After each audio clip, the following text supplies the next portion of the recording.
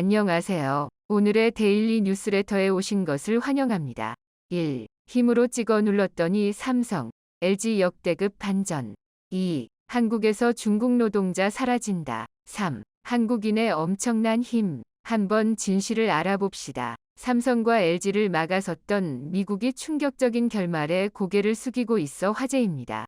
이는 최근 한국을 불러들이는 동시에 자국 기업을 키우려는 바이든 행정부의 미래 상황을 예견하는 내용이라 외신도 크게 주목하고 있습니다.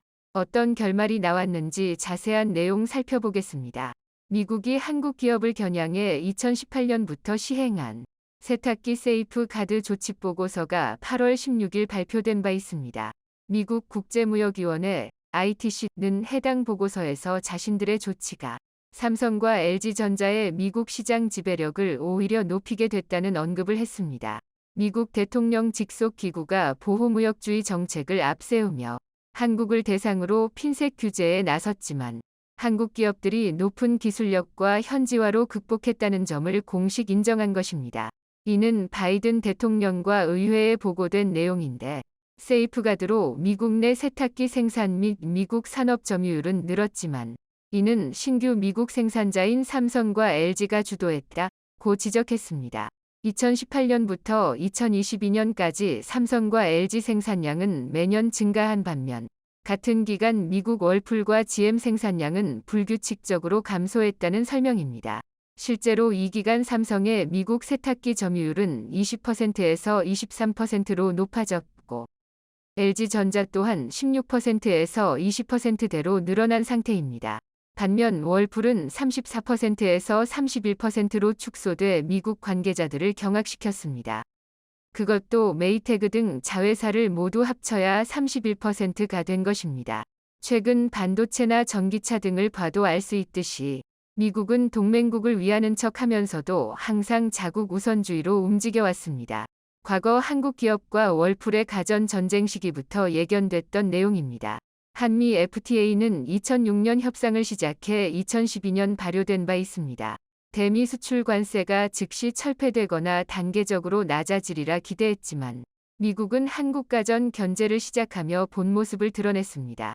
월풀은 냉장고 등 한국산 제품에 대해 특허 침해 소송을 제기했는데 대부분 증거 부족으로 무혐의 판정을 받은 바 있습니다. 그럼에도 굴하지 않고 한국산 냉장고와 세탁기에 대한 덤핑 조사를 의뢰했죠.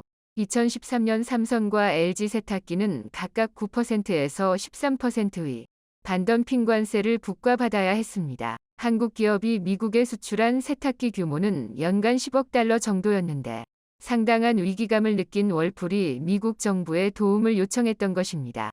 오바마 대통령과 바이든 부통령이 주축이 돼 진두지휘를 하던 시기에 벌어진 일입니다. FTA 체결이 1년도 지나지 않아 막무가내로 행동했던 것입니다.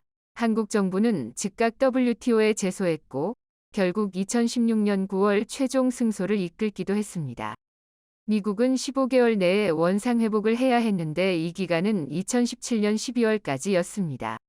그런데 새로 정권을 잡은 트럼프의 행동은 더 충격이었습니다. 바로 세이프가드 카드를 꺼내 들었기 때문입니다. 세이프가드는 덤핑 등 불공정 무역 행위가 아니더라도 자국 산업이 피해를 볼 경우 수입을 제한하는 조치입니다. 2017년 10월 월풀이 삼성과 LG를 대상으로 세이프가드 청원을 했고 한국 업체가 미국 기업에 막대한 피해를 줬다는 내용이 만장일치로 통과됐던 것입니다. 한국 또한 맞대응 카드로 연간 피해 추정액 약 7,600억 원에 대해 WTO에 보복관세를 부과하게 해달라는 신청을 했습니다. 그럼에도 미국은 아랑곳하지 않았고 2018년 트럼프 전 대통령은 ITC 권고안 중 가장 높은 수준의 세이프가드 조치를 취해버렸죠. 한국산 세탁기에 대해 120만 대 쿼터를 설정하고 그 안에 들면 20%, 초과 물량에 대해서는 50% 관세를 물렸던 것입니다. 이는 2013년 적용했던 반덤핑 관세보다도 2배 이상 더 강력한 것이었습니다.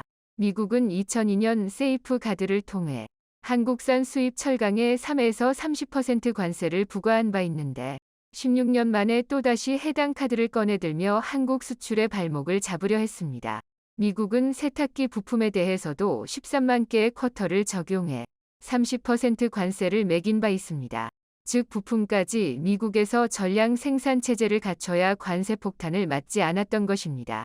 당시 한국 정부 인사도 우리 기업이 미국에 공장을 설립해 기여하고 있음에도 불이익을 가한 점은 납득하기 어렵다는 반응을 보이며 반발했습니다. 실제로 당시 삼성과 LG의 미국 공장 건설이 진행 중이거나 예정되어 있던 때였습니다. 삼성전자는 총 4천억 원을 미국에 투입해 연간 100만 대 생산이 가능한 공장을 미국에 짓고 있었고 세이프가드가 발효된 2018년 1월 서둘러 가동에 들어간 바 있습니다. LG전자도 같은 해 8월 테네시주에 연간 120만 대 생산이 가능한 공장을 착공하며 대응했습니다. 결국 WTO 소송에서는 작년 2월 한국 측이 승리를 얻어내기도 했습니다. 이런 과정에서 피해는 오히려 미국 소비자들이 입었습니다. 세이프가드가 발동되자 삼성과 LG전자는 미국 내 세탁기 판매 가격을 약 8% 인상했고 미국 월풀 또한 그 이상으로 가격을 올려버렸기 때문입니다. 미국 전역에서 판매되는 연간 1,000만 대의 세탁기 가격 인상분을 합쳐보면 결국 일자리 창출보다 소비자의 총 비용이 더 들어갔다는 분석입니다. 1911년 미국 미시간에서 출범한 가전업체 월풀은 1960년대 한국에도 소개된 바 있습니다. 주한미군을 통해서 알려진 것인데 1980년대 월풀 냉장고와 세탁기는 국산 제품보다 3배가량 비쌌지만 서울 강남 부유층을 중심으로 날개 돋친 듯 팔렸습니다. 월풀 냉장고와 세탁기는 부잣집의 상징처럼 묘사됐죠. 하지만 점점 기술과 가격 면에서 한국 업체에 밀렸고 최근 사태까지 벌어진 것입니다. 2017년만 해도 LG전자 생활가전 사업본부 매출은 약 17조 원으로 월풀 24조 원과 비교해 크게 부족한 상태였습니다. 그런데 세이프가드 발동 후 오히려 2020년 매출 격차가 6천억 원 수준으로 줄었고 2021년에는 LG전자가 글로벌 1등 자리에 처음으로 올라섰습니다. 지난해에는 매출은 물론 영업이익에서도 월풀을 눌러버렸죠. 월풀은 지난해 10억 5천만 달러, 약 1조 5천억 원 영업손실을 기록했는데 연간으로 영업손실을 낸 것은 최근 10년 만에 처음입니다. 월풀 주가가 지난 10년간 거의 변동이 없는 것도 이런 이유 때문입니다. 반면 LG전자 생활가전 H&A 사업본부는 지난해 1조 1,200억 원의 영업이익을 달성했습니다. 냉장고와 세탁기, 에어컨 등 고가 제품들이 소비자 호응을 받은 가운데 물류비까지 개선되면서 영업이익률이 무려 13%에 달했을 정도입니다. 이런 상황이 될 것을 LG는 예견하고 있었습니다. 1958년 금성사로 창립한 LG위 냉장고 공장은 원래 부산에 있었습니다. 그러다 1976년 창원으로 옮겨왔고 여기서 골드스타 로고를 단 냉장고, 세탁기, 식기세척기 등 최대 생산기지가 됐습니다. 사명이 LG로 바뀐 때가 1995년이니 이제 골드스타 브랜드를 기억하는 MZ세대는 많지 않은 상황입니다. LG 창원 공장은 로봇 및 디지털 트윈 도입 후 공정 속도가 47%나 개선됐고 그 결과 생산성은 30% 이상 향상돼 있습니다. LG는 그 후 지속적으로 기술을 개발해 역시 가전은 LG라는 유행어를 만들었을 정도입니다. 이런 상황에 미국의 세이프가드에도 자신감을 보였습니다.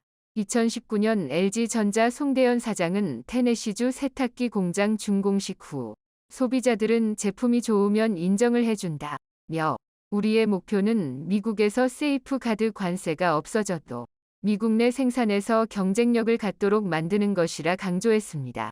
그러면서 미국 월풀이 우리를 불러들였다는 의미심장한 말을 남겼습니다. 이런 LG전자의 마인드는 삼성도 일찌감치 가지고 있었습니다. 불량은 암이다. 참담함을 느낀다. 경쟁사보다 앞선 제품을 만들 자신이 없으면 아예 시작도 하지 말라. 지난 1993년고 이건희 삼성전자 회장이 경쟁사 제품을 한데 모아놓고 연신 한숨을 쉬며 한 말입니다. 당시 세계 1등 제품과 삼성전자 제품을 비교해놓고 보니 기술력 차이가 현격히 드러났기 때문입니다. 그리고 또 같은 해 2월 미국 로스앤젤레스를 찾았다가 가전 양판점 베스트바이에서 뽀얗게 먼지가 쌓인 채 구석에 처박혀 있던 삼성 TV를 본 후 자기가 만든 물건이 어디에 있는지 눈으로 직접 보라. 먼지가 몇 쌓여 있고 얼마나 팔리는지를 말이다. 이렇게 당시 사장단에게 호통을 치기도 했습니다. 즉 정부에 기대어 경쟁사를 끌어내리는 것이 아닌 스스로 기술력을 높여야 살아남는다는 인식을 명확히 보여준 것입니다. 이런 과정을 거쳐 삼성과 LG는 세계 최고로 올라설 수 있었습니다. 하지만 미국은 현재도 견제로만 자신들 사업을 지키려 하고 있습니다. 올해 상반기 한국 수출품에 대해 반덤핑, 상계관세, 세이프가드 등 수입 규제 조치를 발동 중인 국가는 총 28개국으로 규제 건수는 201건으로 확인됐습니다. 국가별로는 미국 50건, 인도 19건, 튀르키예 16건, 중국 14건, 캐나다, 태국 등의 순으로 수입 규제가 많았습니다.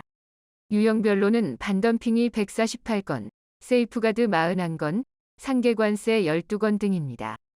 한국에 대한 수입 규제는 지난해 하반기 대비 10건이 늘었는데 미국이 가장 많아 여전히 한국을 견제하고 있는 상황입니다. 하지만 미국 소비자들은 품질로 제품을 선택하고 있습니다. 미국 유력 소비자 매체 컨슈머 리포트가 발표한 최고 및 최악의 드럼 세탁기 평가에서 놀라운 결과가 나왔습니다. LG전자 제품이 1위에서 4위까지 상위권을 휩쓸었고 삼성전자 세탁기 제품이 6위를 한 것입니다. LG전자 드럼 세탁기는 세탁 성능, 부드러운 옷감 처리, 브랜드 신뢰도 항목에서 좋은 평가를 받았습니다. 특히 1위를 한 제품은 에너지 및 물 효율성에서 모두 최고 점수를 기록했고 소음과 진동이 낮다는 극찬을 듣기도 했습니다. 반면 월풀 드럼 세탁기는 최악의 제품으로 선정된 상태입니다. 이와 동시에 최악으로 평가된 곳은 중국 미디어사가 만든 세탁기였습니다. 미국산 월풀이 중국산과 비슷한 평가를 받았던 것입니다.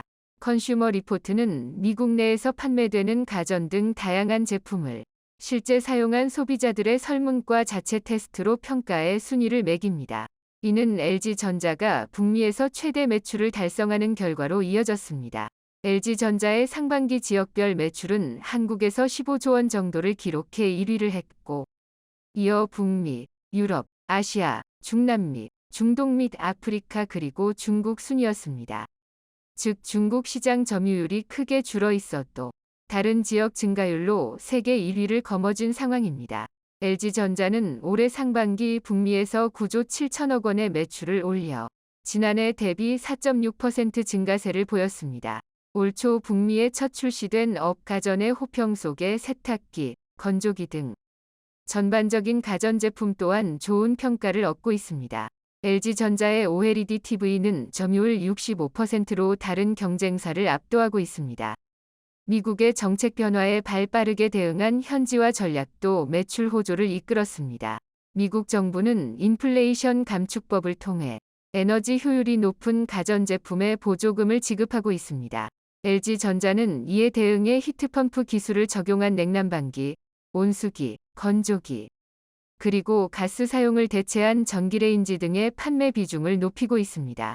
테네시주 공장에서는 고효율 히트펌프 건조기를 연간 60만 대나 생산하고 있습니다.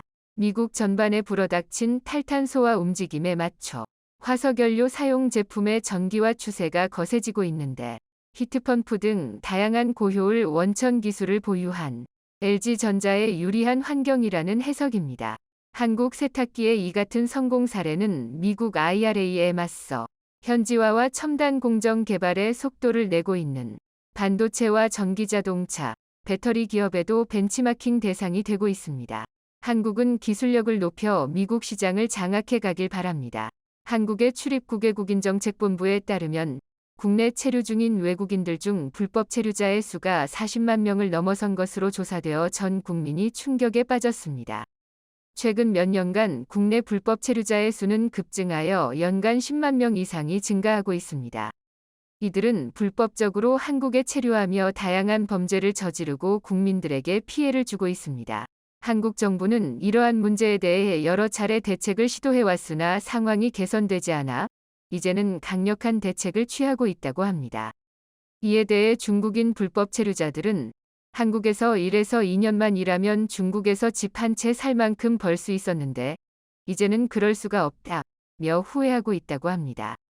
최근 국내에 거주하는 외국인 불법 체류자 수가 급증하면서 그들이 저지르는 극악무도한 소식도 끊이지 않고 들려오고 있습니다. 이에 외국인 밀집 지역에 거주 중인 시민들의 불안감은 나날이 높아지고 있는데요. 법무부 출입국외국인정책본부의 9월 말 집계에서 국내에 체류하는 외국인 가운데 자격을 갖추지 못한 불법 체류자의 규모가 무려 40만 명을 넘어선 것으로 파악되며 전 국민이 충격에 빠졌습니다. 한 달 새 무려 4천여 명이나 증가했는데요. 최근 몇 년간 국내 불법 체류자 수는 급속도로 늘어나며 연간 10만 명가량 증가해왔습니다. 그들은 돈을 더 벌어가기 위해 불법 체류도 마다하지 않으며 한국에서 온갖 난동을 일으키고 있습니다. 특히나 중국인 불법 체류자들이 공무원을 사칭하는 대담한 수법까지 이용해 XXX을 저지르며 전 국민을 공포로 몰아넣었는데요. 최근 해당 중국인 불법 체류자 2명이 각각 징역 12년과 10년을 최종 선고받았다고 합니다. 이들은 지난해 9월 18일 제주시에서 중국인 불법 체류 여성을 강제로 차에 태우고 현금 200여만 원을 빼앗았습니다. 특히나 피해 여성이 불법 체류자라는 점을 미리 알고 공무원을 사칭해 법무부에서 체포하러 왔다며 거짓말을 하는 등 철저하게 계획적으로 접근한 것임이 밝혀지며 모두를 경악하게 했는데요. 이들은 피해 여성의 주거지 현관문 비밀번호를 알아낸 뒤 수납장에서 현금 225만 원을 훔치기도 했습니다. 심지어 이들은 피해 여성이 경찰에 신고할 수 없도록 했는데요. 피해 여성에게 XXX를 가하고 그 장면을 휴대전화로 활용해 압박했습니다. 경찰에 피해 사실을 알리거나 매달 50만 원을 보내지 않으면 염삼을 유포하겠다고 했다고 합니다. 피해 여성 역시 불법 체류자 신분이다 보니 자신의 신분이 드러날까봐 바로 경찰에 신고하지 못했는데요. 계속해서 전전긍긍하던 그녀는 겨우 용기를 냈고 같은 달 30일 경찰에 피해 사실을 알렸습니다. 수사에 착수한 경찰은 사흘 만인 그해 10월 3일 탄문과 잠복 수사 끝에 한바탕 추격전을 펼치며 이들을 붙잡았습니다. 지난 4월 1심 재판부는 A씨에게 징역 12년, B씨에게 징역 10년을 선고하고 10년간의 신상정보 공개 고지, 5년간의 아동 청소년 관련 기관 및 장애인 복지시설 취업 제한을 명했습니다.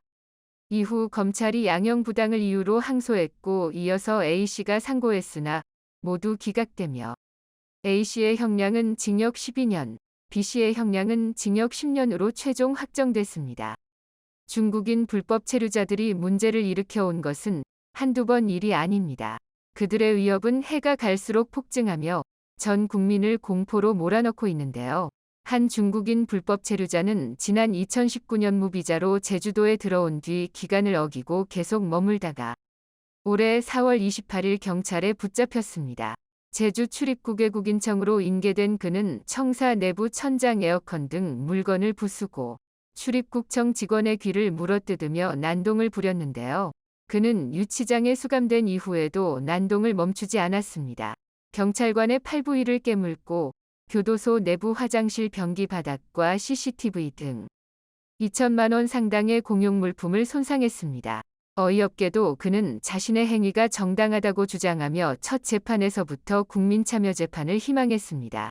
고가 부당한 체포 과정에서 빚어진 사안이며 분노조절장애로 인한 심신미약 상태임을 주장하면 충분히 정상 참작이 가능할 것이라는 판단하에 국민 정서에서 벗어나지 않는다는 방어권을 강조한 것으로 보입니다.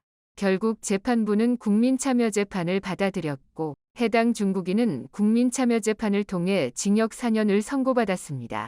중국인들이 불법 체류를 하면서까지 그토록 한국에 집착하는 이유는 바로 돈 때문인데요. 지난 8월 중국 황구망에 게재된 한국의 인력이 부족한데 그 주요한 이유는 한국에서 중국 노동자들이 사라졌기 때문이라는 글에 달린 댓글들을 통해 그 내면을 살펴볼 수 있습니다. 한국 공사 현장에서는 1개월이면 1만 위안을 벌 수 있어 한국에서 한 달 일해서 번 돈으로 중국에서 1년을 산다고? 과장 아냐? 주변 조선족들은 한국에 가서 한 달에 1만 위안 이상을 벌었어. 국내에서는 한 달에 몇백 위안을 받던 시절이었지. 2년이면 집 한 채를 살 만큼 벌 수 있었던 거야. 이에 중국인 불법 체류자들은 뒤늦게 후회하며 한국에서 1에서 2년만 벌면 중국에서 집 한 채 살 만큼 벌 수 있었는데 지금은 그럴 수가 없다. 며 땅을 치고 있다고 하죠. 한편 그간 여러 차례 반복되어 온 문제 상황에 더 이상 두고만 볼 수 없었던 한국 정부는 강력한 칼을 빼들었다고 하는데요. 사실 우리 정부는 지난해 6월부터 불법 체류자 근절을 위해 자진 출국하는 불법 체류 외국인에게 범칙금 납부 입국 금지 면제 90일짜리 단기 방문, C3, 단수 비자를 발급하는 등 여러 가지 해결 방안을 내놓았습니다. 하지만 애석하게도 불법 체류율의 증가세는 단 한 차례도 꺾이지 않았죠. 이에 전문가들은 그 실효성에 대해 의문을 제기하기도 했는데요. 국내 한 대학의 교수는 1년여간 불법 체류를 해결하기 위해 다양한 처방을 내렸지만 결과적으로 증가세를 완화하는 데 아무런 영향을 미치지 못했다며 법무부의 해당 정책에 낙제점을 줄 수밖에 없는 이유라고 비판했습니다. 교수는 이어서 가장 큰 문제는 체류 외국인은 감소하지만 불법 체류자는 불어난다는 사실이라며 국내 외국인 5명 중 1명이 불법 체류자인 만큼 외국인 이민 정책을 펴나갈 때 이들을 염두에 두지 않을 수 없게 됐다고 덧붙였습니다. 결국 한국 정부는 더욱 강력한 카드를 꺼내 들 수밖에 없었는데요. 체류 기간이 지났는데도 본국으로 돌아가지 않은 불법 체류자들을 검거해 강제 출국 조치했다고 합니다. 최근 제주에 무사증으로 입국해 체류 기한을 넘겼거나 불법 취업 중이던 외국인들이 무더기로 적발됐습니다. 법무부 제주 출입국 외국인청은 체류 기간이 지나고도 제주에 머물고 있는 필리핀인 3명과 중국인 8명 등 모두 11명을 출입국관리법 위반 혐의로 검거했다고 밝혔는데요. 특히 중국인 8명은 2018년에서 2019년 무사증 제도를 통해 제주도에 입국한 후 지금까지 도내 음식점과 리조트 등에서 불법 취업을 해온 것으로 드러났습니다. 제주 출입국 외국인청은 이들 중국인 8명을 강제 퇴거 조치했으며 불법 고용한 고용주에 대해서는 통고 처분했습니다. 한편 현재 한국 고용시장에서의 수급 불균형은 심각한 수준인데요. 한국에 머무는 중국인 노동자들의 숫자가 눈에 띄게 줄어들며 일부 국민들은 환호하고 있는 반면 불법 체류자의 저임금에 절대적으로 의존해왔던 저임금 산업은 채용에 어려움을 겪고 있다고 합니다. 고용노동부에 따르면 기업들이 적극 채용을 추진했음에도 채용하지 못한 일자리가 1분기 기준 17만 4천 개로 지난해 같은 기간보다 70% 급증했다고 하는데요. 채용의 어려움으로 인해 음식점, 공장, 건설 현장 등의 인력을 파견하는 취업 알선기관들은 직격탄을 맞고 있다고 합니다. 그로 인해 연초부터 서울 대림동에 있는 80여 개의 직업소개소 중 10개 이상의 업소가 문을 닫았다고 하죠. 이러한 현상에 대해 일부 분석가들은 한국 내 외국인 노동자 수가 급감했으며 특히 한국에서 일하던 중국인 노동자 중 상당수가 중국으로 돌아간 후 한국으로 되돌아오는 경우가 적어졌기 때문이라고 분석했습니다. 한 브로커는 중국인 노동자들에게 설을 쇠고 다시 한국에 돌아와 달라고 간청했지만 아무도 오지 않았다고 전했는데요. 일자리를 구하지 못해 애원해왔던 과거 중국인 노동자들의 모습과는 극명하게 대비되는 모습이었습니다. 한 중국인 노동자는 예전에는 한국에서 한 달 동안 번 돈을 가지고 중국으로 돌아가면 1년을 살 수 있을 정도로 양국 간의 소득, 물가 차이가 엄청났지만 요즘은 예전 같지 않아서 한국에 가는 걸 꺼리게 된다며 한국으로 돌아오지 않은 이유를 밝혔습니다. 과거와는 극명하게 달라진 중국인 노동자들의 인식을 앞서 언급했던 중국 황구망에 게재된 글의 또 다른 댓글을 통해 살펴볼 수 있는데요. 이전에는 한국 돈 1만 원이면 80위안이었는데 지금은 50위안. 차이가 너무 극심해. 지금 중국은 부자가 될 수 있는 길이 많아. 노력하면 반드시 행복한 삶을 살 수 있다. 한국과 중국 돈의 가치가 예전과 극심하게 달라졌습니다. 과거와는 달리 발전하고 있는 중국의 현재 모습에 중국인 노동자들의 자국에 대한 자부심 역시 뒤졌는데요. 또한 중국인 노동자들은 자신들보다 앞선 선진국 한국에서 일하며 얻었던 경험과 자산을 토대로 자국에서도 성공할 수 있다는 자신감을 얻을 수 있었습니다. 바이든 미국 대통령이 한국 기업들로부터 수백조 원의 투자금을 받아낸 뒤 뒤통수를 친 데 이어 이제는 미국을 대표하는 월스트리트에서 은행 중 하나가 한국계를 차별하는 충격적인 일이 일어났습니다. 자, 그런데 상대를 잘못 골랐습니다. 세계에서 가장 똑똑하고 끈질긴 한국인은 절대 포기하지 않았고 자신을 한국계라는 이유로 차별한 미국 월가의 은행을 송두리째 초토화시켜버렸는데요. 월가에서 일하는 한국계 여성 임원이 여성과 아시안이라는 이유로 차별을 받았다며 월가의 투자회사인 베어링스, 바링즈 LLC를 상대로 소송을 냈습니다. 회사의 임원들이 투자 파트너인 한국인을 눈엣가시, 누슨스로 묘사하는 등 아시안을 상대로 인종차별적인 언행도 일삼았다는 주장입니다. 24일 업계에 따르면 제시카 리, 사진, 베어링스 오리지네이터, 자산 보유 관리 책임력는 최근 미국 뉴욕 맨해튼의 뉴욕주 법원에 베어링스를 상대로 한 손해배상 청구 소송을 제기했습니다. 소송 규모는 밝혀지지 않았습니다. 소장에서 원고 측은 성별과 국가 출신에 따른 차별이 만연한 사내 분위기로 인해 리 씨가 심각하게 부당한 대우를 받았다다. 고 소송 배경을 설명했습니다.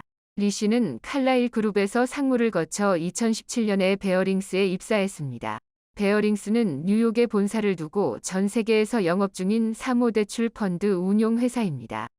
리 씨는 탁월한 업무 성과를 냈음에도 회사 측으로부터 공정하지 않은 대우를 받았다고 주장했습니다. 소장에 따르면 리 씨는 직접 유치한 사모대출 규모만 4.56억 달러에 달할 정도로 성과가 높았지만 약속한 보너스를 받지 못하고 주요 업무에서 배제됐다며 오히려 더 낮은 성과를 낸 백인 남성 동료들에게 훨씬 더 많은 급여를 주는 등 혜택을 줬다고 했습니다. 또 같은 시기 1억 달러 이상의 손실을 낸 백인 남성 동료들은 아무런 징계를 받지 않고 일부는 오히려 임원으로 승진했다며 임원에게 차별에 대해 이메일로 항의하자 하위 고과자들이 참여하는 업무 개선 계획 대상자가 됐다는 보복성 통보를 했다고 덧붙였습니다.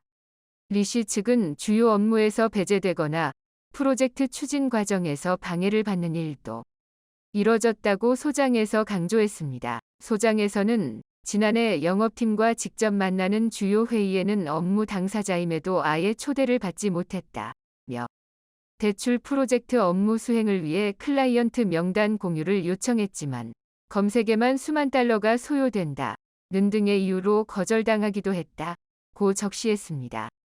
고 소장에 따르면 베어링스의 임원들은 한국인 고객들에 대해 차별적인 언행을 하기도 했습니다. 한국인 투자자들과의 프로젝트를 진행하는 중 한국 투자자는 대처가 필요한 방해 요소다. 쓸데없이 너무 많은 질문을 한다. 는 등의 발언을 했다는 주장입니다. 리 씨의 주장에 따르면 최근 들어 한국인 투자자들의 투자 규모가 압도적으로 커져 주요 고객임에도 이렇게 뒤에서 한국인을 욕하고 있던 것이었습니다. 전 세계 금융의 중심지로 꼽히는 월가는 백인 남성 중심의 조직 문화가 여전히 만연한 것으로 알려져 있습니다. 베어링스의 경우에도 임원이나 영업을 담당하는 주요 직책에 여성이나 아시안이 거의 없다는 주장입니다. 리 씨는 베어링스에 여전히 재직 중입니다.